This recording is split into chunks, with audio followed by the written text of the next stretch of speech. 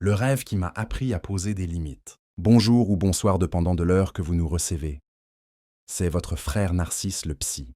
Il existe des rêves qui ne viennent pas pour nous faire peur. Ils viennent pour nous avertir. Ce que je partage ici n'est ni mystique, ni symbolique au hasard. C'est un message de psychologie appliquée, un message de survie intérieure. Je me suis vu en songe au volant de mon camion. Je conduisais. Et en psychologie, conduire signifie être conscient de la direction de sa vie. À côté de moi se trouvait un homme élégant, très bien habillé, respectable. Dans ce rêve, il représentait une autorité. Ce qui était troublant, c'est que je ne savais même pas comment il était entré dans mon camion. Alors que nous roulions, il me demanda un chargeur pour son téléphone. Sans hésiter, je le lui donnai. Donner un chargeur, c'est donner de son énergie, son temps, son attention, sa disponibilité.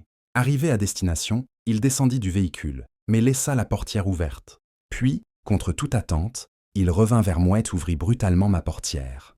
Par réflexe, je la refermai et la verrouillai. Mais il resta là, forçant la portière, et me lança cette menace. « Si tu veux vivre, déverrouille cette portière. » Pris de peur, j'engageai la vitesse pour m'enfuir. Et je me réveillai. Ce rêve ne parle pas de mort physique. Il parle de perte de soi, de pression psychologique, de survie intérieure. Le camion représente la trajectoire de vie. L'homme élégant représente l'autorité. Le chargeur représente l'énergie donnée. Et les portières représentent les limites. Le message est clair, toute autorité n'est pas forcément bienveillante. Tout le monde ne mérite pas ton énergie. Et poser des limites est un acte de maturité. Dire non n'est pas un rejet. Ce n'est ni de l'égoïsme, ni de la peur, c'est de la lucidité. Lorsque quelqu'un refuse de respecter une limite, ce n'est plus une demande, c'est une intrusion. Spirituellement, ce rêve parle de discernement.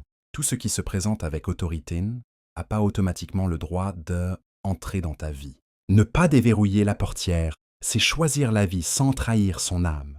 Retiens ceci, poser des limites, ce n'est pas repousser les autres, c'est se protéger soi-même. Ta paix, ton identité et ta mission sont non négociables. Merci de nous avoir suivis. Si vous avez aimé, abonnez-vous et partagez pour nous encourager. C'était votre frère Narcisse, le psy.